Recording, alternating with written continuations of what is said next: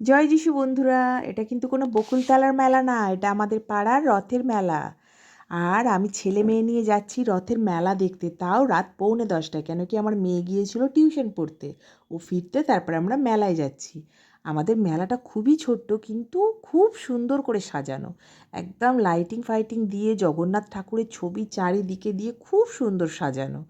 আর আমরা মেলায় ঢুকেই তো প্রথমে দেখলাম ভোগ বিতরণ হচ্ছে। আমরা দুয়াটি ভোগ নিয়ে নিয়েছি, আমি আর মেয়ে। ভোগ খেতে খেতে পাশেই নাচের অনুষ্ঠান হচ্ছিল, মানে একটা গ্রুপ এনেও নৃত্য পরিবেশন হচ্ছিল, সেই নাচের অনুষ্ঠান আমরা দেখছিলাম। তো এত সুন্দর নৃত্য পরিবেশন হচ্ছিল, আর আমরা গিয়েছি এমন টাইমে, মেলা কিন্তু প্রায় শেষ, সব লোক বাড়ি ফিরছে, তখন আমরা গিয়েছি মেলা দেখতে। আর তার মধ্যে দেখা হয়ে গেছে আমার একটা ভাইয়ের সঙ্গে, এত গল্প করছে, আমি কিছু শ্যুটই করা হয়নি, সে কিচ্ছু শ্যুট করা হয়নি আমার মেলায়।